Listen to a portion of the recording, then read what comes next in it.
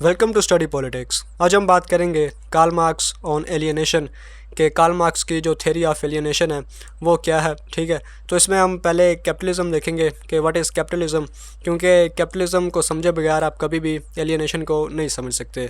तो उसको हम इंतहाई शॉर्ट देखेंगे। इसके बाद एलियनेशन क्या होती है और 4 टाइप्स ऑफ एलियनेशन जो कार्ल मार्क्स ने हमें बताई हैं। तो आज हम थ्योरी ऑफ एलियनेशन देखेंगे कार्ल मार्क्स की। तो आइए इसको शुरू करते हैं। तो सबसे पहले हम बात करते हैं व्हाट इज़ कैपिटलिज्म। तो एलियनेशन की थ्योरी में कैपिटलिज्म आपको क्यों बता रहा हूँ, क्योंकि कार्ल मार्क्स के मुताबिक जो शख्स एलियनेट होता है वो इस कैपिटलिस्ट सोसाइटी के अंदर होता है। ठीक है, तो अगर आप एलियनेशन को समझना चाहते हैं तो जारी बात है पहले हमें कैपिटलिज्म को समझना होगा कि वह कौन सी सोसाइटी है जो किसी शख्स को, किसी मज़दूर को, वर्कर को एलियनेट कर देती है। तो कैपिटलिज्म इंतहाई शॉर्ट हम बात करेंगे इसमें, जिसे हम सरमायादारी निज़ाम बोलते हैं कि एक शख्स के पास पैसा होता है या उसके पास प्राइवेट प्रॉपर्टी होती है, वो उसको यूज़ करता है, ख़ुद मेहनत नहीं करता, ख़ुद मजदूरी नहीं करता, लेकिन चूँकि उसके पास सरमाया होता है, उसके पास उसकी ज़ाती मलकियत होती है, तो वह उस बना पर पैसे कमाता है। जिस तरह अगर किसी शख्स के पास पैसे हैं और वह सूद पर उसे बैंक में रखता है तो उसे फ्री में पैसे मिलते हैं। ठीक है, तो ये सरमायादारी निज़ाम है। इसी तरह जिस तरह कुछ लोग कारोबार करते हैं, ठीक है, किराए पे मकान वगैरह दिए होते हैं, दुकानें वगैरह दी होती हैं। इसी तरह जो हमारे ज़मींदार हैं उन्होंने ठेके पे ज़मीनें दी होती हैं, तो वो ख़ुद मेहनत नहीं करते, लेकिन जो दूसरे शख्स उन पर मेहनत करते हैं ज़मीनों पर, तो उनसे वो पैसा वसूल करते हैं। ठीक है, तो ये एक सरमायादारी निज़ाम की शक्ल है। तो सरमायादारी निज़ाम में क्या होता है कि प्राइवेट ओनरशिप ऑफ प्रॉपर्टी होती है कि चूँकि हम इनका वर्कर से, ठीक है, मज़दूरों से मुवाजना करते हैं, तो एक मज़दूर वो होता है जिसके पास कोई ज़ाती मलकियत नहीं होती, जिसकी वजह से वो मेहनत करता है। दूसरी तरफ जो शख्स कैपिटलिस्ट होता है, ठीक है, उसके पास उसकी ज़ाती मलकियत होती है, ज़ाती सरमाया होता है जिसे वह यूज़ करता है और उससे प्रॉफिट कमाता है। इसके अलावा कैपिटलिज्म के निज़ाम में फ्री एंड वॉलंटरली कंट्रैक्ट्स होते हैं कि जिस तरह फ्री मार्केट होती है, नॉन इंटरफेरेंस ऑफ गवर्नमेंट होती है। ठीक है, तो बेसिकली जो मार्केट होती है वही सब कुछ डिसाइड करती है कि एक मज़दूर आता है फ़र्ज़ करें किसी फैक्ट्री में, तो फैक्ट्री ओनर के दरमियान और मज़दूर के दरमियान एक कंट्रैक्ट होता है।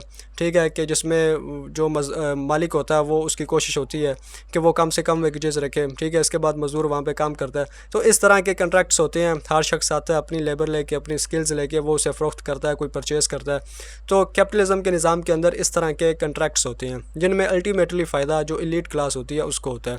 इसके अलावा जो कैपिटलिज्म का निज़ाम है ये परस्यूट ऑफ प्रॉफिट है, यानी ये फलता फूलता ही प्रॉफिट के नाम पे है कि इसमें ज़्यादा से ज़्यादा प्रॉफिट कमाने की तरफ तवज्जो होती है जो कैपिटलिस्ट होता है। इसमें अहम चीज़ आती है लेबर थ्योरी ऑफ वैल्यू और surplus value. Labour theory of value क्या है कि अगर कोई मज़दूर, फ़र्ज़ करें मैं किसी फैक्ट्री में काम करता हूँ, वहाँ पर मैं कोई चीज़ भी प्रोड्यूस करता हूँ, ठीक है, फ़र्ज़ करें वहाँ पर मैं शूज़ बनाता हूँ, तो शूज़ मैंने बनाया, शूज़ जब मार्केट में गया तो वहाँ पर वो 1000 का बिका, लेकिन मुझे इसकी जो मज़दूरी है वो 100 रुपया मिली। ठीक है, तो लेबर थ्योरी ऑफ वैल्यू क्या है कि जो चीज़ फैक्ट्री के अंदर पैदा हुई वो बेसिकली मज़दूर ने बनाई, लेकिन जब वो मार्केट में जाती है तो उसकी जो वैल्यू होती है उसका तयन उस मज़दूर की जो स्किल होती है, जो उसकी मज़दूरी होती है, उसकी बुनियाद पर किया जाता है। ठीक है, लेकिन फैक्ट्री में उस मज़दूर को 100 रुपया मिला, लेकिन उसी की बनाई हुई प्रोडक्ट जब बाहर जाती है तो वहाँ पर वो 1000 की बिकती है। तो ये है लेबर थ्योरी ऑफ वैल्यू, और यह भी कैपिटलिज्म के निज़ाम के अंदर ही, यानी कार्ल मार्क्स ने ये हमें कंसेप्ट दिया कि किस तरह किसी चीज़ की वैल्यू दी जाती है कैपिटलिज्म के निज़ाम के अंदर।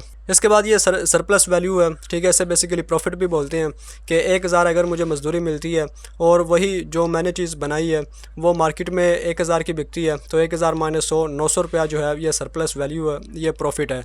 तो कैपिटलिज्म का जो निज़ाम है ये इसी प्रॉफिट को अचीव करने के लिए आगे बढ़ता है।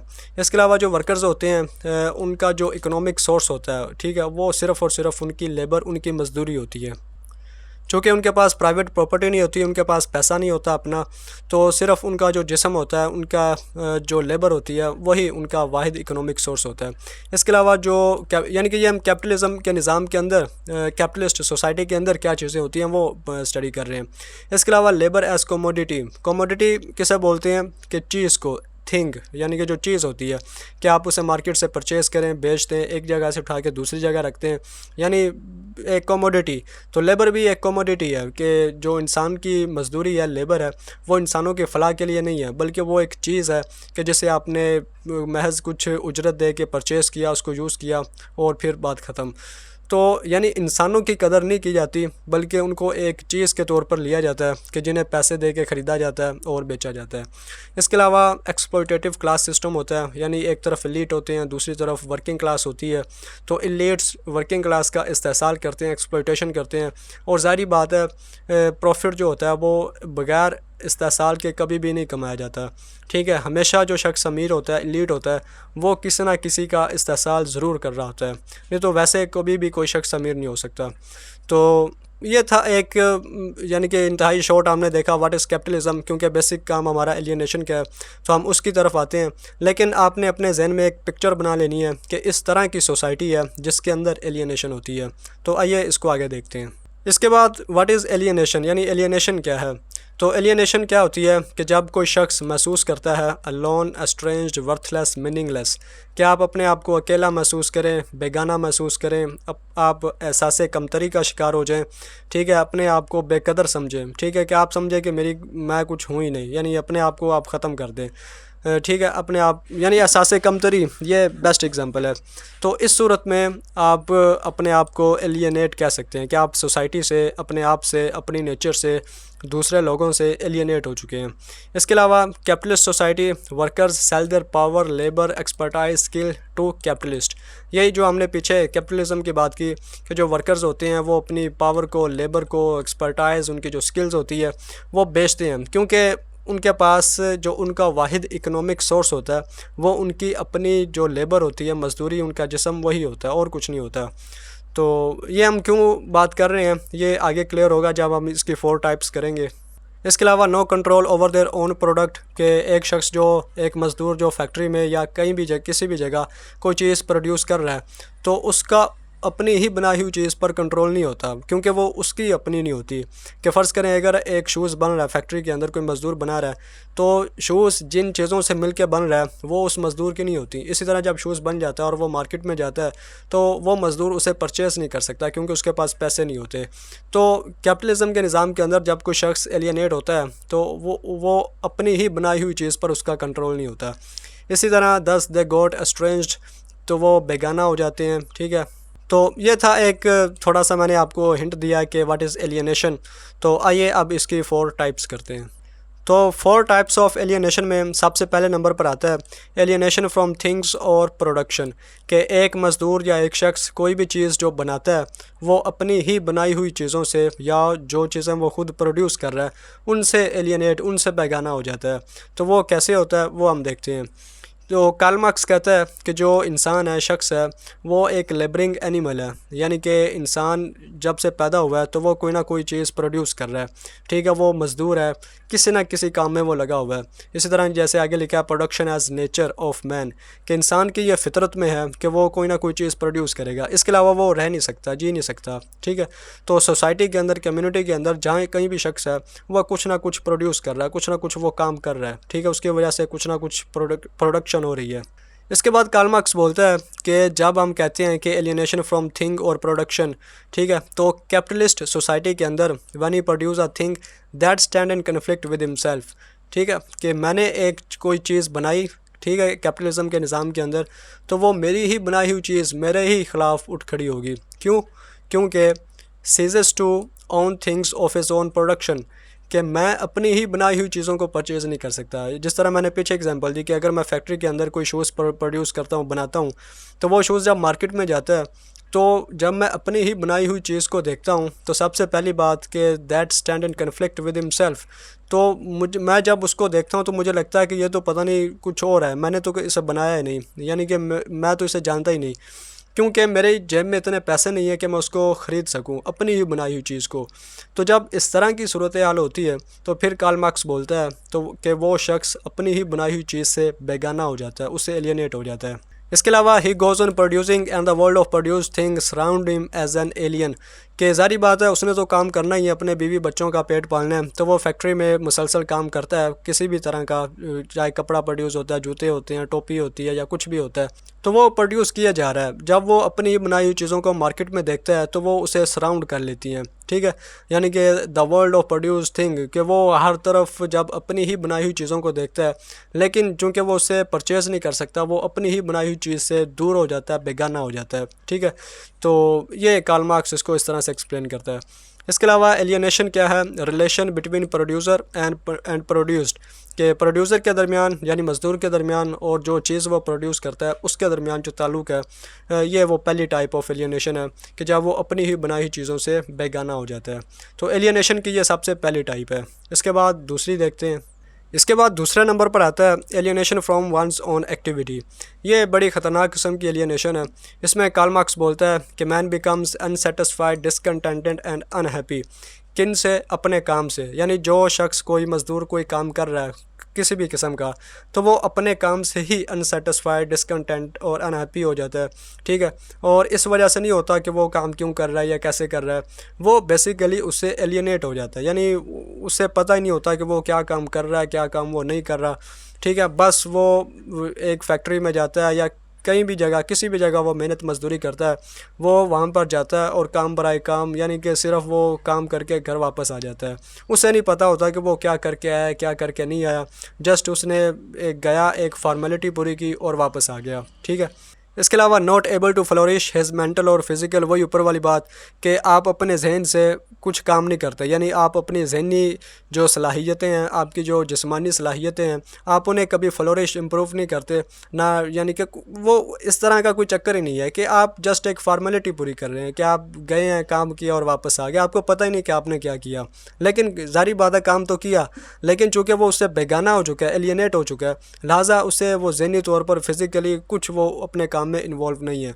इसके अलावा मोटिफाइज बॉडी, रूइंस हिज माइंड, वो ये सारी चीज़ें तबाह कर लेता है। इसके अलावा क्रिएटर और वर्कर और producer consider himself outsider to his own production, ठीक है। कि जब वो अपनी बनाई हुई चीज़ों को देखता है, ठीक है, अपने माहौल में इर्द गिर्द देखता है, तो वो अपने आप को आउटसाइडर समझने लग जाता है। वो समझता है कि वो पता नहीं कुछ और है, किसी और सोसाइटी से है। जिस सोसाइटी में वो रह रहा है वहाँ के जो लोग हैं वो पता नहीं कुछ और ही तरह के लोग हैं। वो जब अपने से बड़े एलिट्स को देखता है, ठीक है, तो उसके जहन में इस तरह के ख्यालात, इस तरह की बातें आती हैं। इसके अलावा फोर्स्ड लेबर, लेकिन एक्चुअली नो कंपल्जन, यानी वो किसी भी जगह पे काम कर रहा है तो वो अपने आप में एक फोर्स्ड लेबर है कि वो ज़बरदस्ती काम कर रहा है, लेकिन हकीकत में कोई उसे कंपेल नहीं कर रहा होता कि जो फैक्ट्री का मालिक है वो उसे खींच के नहीं लाता कि आके काम करो। लेकिन वो चूँकि ख़ुद मजबूर होता है, उसने पैसा कमाना होता है, उसने अपने बीवी बच्चों का पेट पालना होता है, तो वो अपने आप में एक फोर्स्ड लेबर होता है। जिस तरह हम अक्सर कहते हैं कि ज़बरदस्ती स्कूल जाना पड़ रहा है, ज़बरदस्ती क्लासें ले रहे हैं, ठीक है, हालांकि लेना नहीं चाहते, तो इसी तरह वो काम करना नहीं चाहता लेकिन वो काम कर रहा होता है और उस पर कोई आउटसाइड प्रेशर भी नहीं होता। लेकिन एक सबसे बड़ा प्रेशर होता है कि अपने जो बीवी बच्चे हैं, घर का निज़ाम जो है या जिस तरह भी उसको आगे लेके चलना है, ठीक है। तो ये बड़ी एक अहम बात है इस चीज़ में। इसके अलावा सबसे अहम बात आती है कि ही बिकम मशीन और कमोडिटी, ठीक है। जिस तरह मशीन का बटन ऑन कर दें वो शुरू हो जाती है, आप उसका बटन ऑफ़ कर दें वो बंद हो जाती है। मशीन को नहीं पता कि वो क्या कर रही है, बेजान चीज़ है वो, ठीक है। आपने उसको जिस तरह हुक्म दिया, जैसे आपने उसको काम दिया, वो वैसे काम में लग जाती है। इसी तरह जो शख्स होता है वो भी अपने काम से ऐसे ही एलियनेट हो जाता है कि वो कोई जूता बना रहा है, कोई जर्सी बना रहा है, कपड़े बना रहा है, कुछ भी वो काम कर रहा है, तो वो एक मशीन है कि उसको हुक्म दिया कि ये काम करो, वो काम करने लग जाता है। और जब काम ख़त्म हो गया वो रुक गया, ठीक है। वो एक कमोडिटी बन जाता है। कमोडिटी मैंने पीछे भी बताया कि एक चीज़ को बोलते हैं कि आपने मज़दूर को यहाँ से उठा के वहाँ लगा दिया, वहाँ से उठा के वहाँ लगा दिया, पैसे दिए, बात ख़त्म, ठीक है। तो जब इस तरह की सूरत हाल होती है तो वो फिर अपने काम से, अपनी एक्टिविटी से बेगाना हो जाता है। इसके अलावा जो माशरा होता है, सोसाइटी होती है, वो डिप्राइव होती है उसके जो एक्चुअल उसकी स्किल्स होती हैं, एक्चुअल जो उसका टैलेंट होता है, ठीक है। तो ज़ाहिर बात है जब इस तरह की सूरत हाल होगी कि वो अपने काम से ही बेगाना है, काम तो वो कर रहा है लेकिन उसे पता ही नहीं कि वो क्या कर रहा है, तो इस सूरत में जो उसकी ज़ाती स्किल्स हैं, उसकी ज़ाती जो टैलेंट है वो फिर कहीं ना कहीं खो जाता है। तो ये दूसरी टाइप है एलियनेशन की, ठीक है। और एक बात हमेशा ज़हन में रखिए कि जो मैंने सबसे पहले बताया कि व्हाट इज़ कैपिटलिज्म, ये सारा का सारा काम सरमायादारी निज़ाम कैपिटलिस्ट सोसाइटी के अंदर होता है, ठीक है। जो एलियनेशन है, कार्ल मार्क्स ने उसको इसी पर्सपेक्टिव से हमें बताया। आइए इसको आगे तीसरी देखते हैं। तीसरे नंबर पर है alienation from his essential nature. ठीक है, तो इसमें क्या होता है कि जिस तरह हमने पीछे बात की कि जो प्रोडक्शन है वो इंसान की नेचर में है, कि इंसान जिस सोसाइटी में माशरे में रहता है वहाँ पर वो कोई ना कोई काम ज़रूर करता है और उस काम के नतीजे में कुछ ना कुछ प्रोड्यूस, कुछ ना कुछ प्रोडक्शन लाजमी होती है। तो चूँकि प्रोडक्शन इंसान की नेचर में है, लिहाजा उसने ज़ाहिर बात है कोई ना कोई काम तो करना ही है। लेकिन कैपिटलिस्ट माशरे के अंदर कि जहाँ पर वो अपनी एक्टिविटी से, अपने काम से, अपनी बनाई हुई चीज़ों से वो बेगाना होता है, ठीक है, तो his labour is degraded to animal और मैकेनिकल फंक्शन।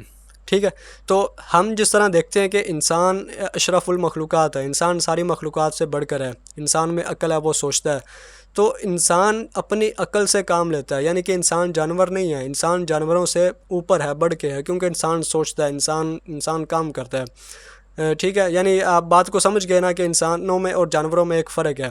लेकिन इस कैपिटलिस्ट माशरे के अंदर जो इंसान जब एलियनेट होता है तो वो अपनी इसेंशियल नेचर से भी एलियनेट हो जाता है, कि जिस तरह मैं इंसान हूँ, मुझे पता है कि मैं इंसान हूँ और मुझ में और एक जानवर में फ़र्क है। लेकिन इस शख्स को जो एलियनेट होता है कैपिटलिस्ट माशरे के अंदर, वो अपनी इस नेचर से भी एलियनेट हो जाता है, उसे ये भी नहीं पता होता कि मैं कोई इंसान हूँ। ठीक है, his labour is degraded to animal और मैकेनिकल फंक्शन, कि वो एक जानवर की तरह बन जाता है और अपने आप को एक मशीन, मैकेनिकल फंक्शन की तरह समझने लगता है, कि जिस तरह जानवर पर आप कोई चीज़ लाद देते हैं, ठीक है, उसे डंडा मारा और वो आगे चलना शुरू हो जाता है। तो इसी तरह जो मशीन होती है, आप उसने बटन प्रेस किया, वो चल पड़ी, बंद किया, वो ख़त्म हो रुक पड़ी। तो जो इंसान होता है वो भी अपने आप को जानवर और मैकेनिकल की तरह समझने लग पड़ता है। वो उसकी जो नेचर है, इंसानों वाली नेचर, वो उससे वो बहुत दूर चला जाता है, उससे वो एलियनेट हो जाता है। तो ये तीसरी फॉर्म ऑफ एलियनेशन है। इसके बाद सबसे आखिर में आता है एलियनेशन फ्रॉम अदर पीपल। ठीक है, हमने शुरू किया कि वो अपनी ही बनाई हुई चीज़ों से एलियनेट होता है, उसके बाद वो अपने काम से एलियनेट होता है, फिर वो अपनी नेचर से एलियनेट होता है, और सबसे आखिरी फेज़ में वो इंसानों से, सोसाइटी से एलियनेट हो जाता है, बिल्कुल वो बेगाना, अकेला रह जाता है। तो ये चौथी फार्म ऊपर वाली तीसरी फार्म से रिलेटेड है, कि जब वो डिग्रेड अपने आप को कर लेता है, अपने आप को, अपनी जो इंसानी नेचर है, इंसानी फितरत है, उससे वो अपने आप को एलियनेट कर लेता है और जानवरों की तरह समझता है। तो वो feel alienation from his own species, के उसकी तरह के जो दूसरे इंसान हैं। तो सारी बात है, जब वो अपनी इंसानी फितरत को नहीं पहचानता तो फिर वो दूसरे इंसानों को भी उस तरह से नहीं देखता। लिहाजा जब वो अपने आप को डिग्रेड कर लेता है तो वो फिर अपने आप को दूसरों की तरह भी समझता नहीं है। ठीक है, वो बाकी लोगों से भी, बाकी सोसाइटी, बाकी जो उसके इर्द गिर्द लोग रहते हैं, उनसे भी ख़ुद को एलियनेट, उनसे खुद को बेगाना कर लेता है। तो ये एलियनेशन की चौथी फॉर्म है। तो ये था एक ओवरऑल एलियनेशन के किस तरह कार्ल मार्क्स कैपिटलिज़म, जो कैपिटलिस्ट माशरा है, उसके अंदर जो इंसान होते हैं, मज़दूर होते हैं, वर्कर्स होते हैं, प्रोलेटेरिएट जिनको वो बोलता है, उसका उसने मुशाहिदा किया और देखा कि किस तरह वो अपने काम से, अपनी नेचर से, लोगों से और अपनी ही बनाई हुई चीज़ों से वो एलियनेट हो जाती हैं। ठीक है, तो इसमें आपने कैपिटलिज़म को ज़रूर अंडरस्टैंड करना है कि ये इस माशरे के अंदर होता है। ठीक है, तो उम्मीद करता हूँ कि एलियनेशन क्या होती है आपको समझ आया होगा। तो वीडियो देखने का शुक्रिया।